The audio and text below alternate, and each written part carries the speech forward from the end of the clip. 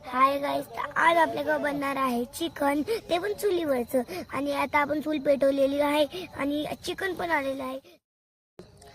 आता आपण भाजून घेतलेलं आहे. खोबरं आहे बघा, एकदम बरोबर भाजून घेतलेलं आहे.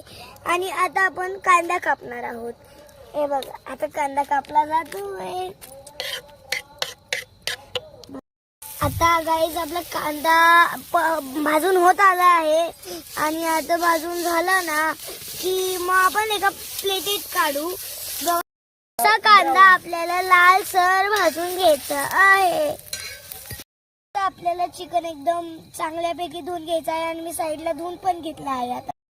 आता आपण टोप ठेवलेला आहे आणि तेल टाकलेलं आहे. आता आपण तेल टाकतोय. तेल पण टाकून झालेलं आहे बघा. आणि आता थोडंसं तेल गरम होत. आता आपण टाकणार आहोत हळद. आता आपण हळद टाकून घेतलेली आहे आणि आता आपण टाकतोय धना पावडर. आणि आता ते एकदम आता आरामात गरम होत.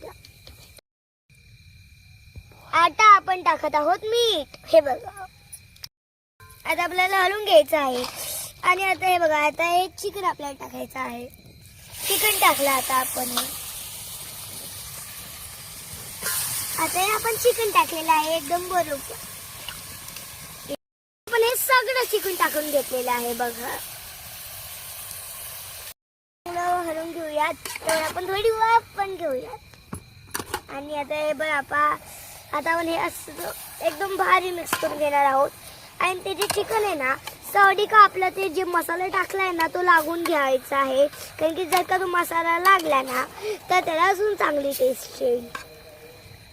आता याचा सुगंध एवढा मस्त येतोय की वा, आता मी काय म्हणू, एवढा चांगला सुगंध येतोय यार.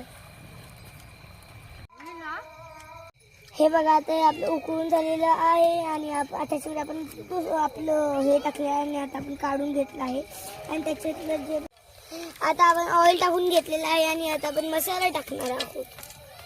मिरची पावडर, चिकन मसाला आता आपण टाकून घेतलेला आहे ना. थोडं आता टाकलेलं आहे. ग्रेव्ही आहे ही बघा, ग्रेव्ही आहे ही. आणि आता आपण ही पण टाकून घेतलेली आहे बघ. आता आपण ते मिक्सर टाकून घेतलेलं आहे. आणि आता आपण त्याला मिक्स करून घेतो. चिकन टाकून घेतलेलं आहे. आणि ना बस त्याच्यामध्ये पाणी ऍड केलेलं आहे आणि मिक्स करून घेतलेलं आहे. चमचा घेऊन ये.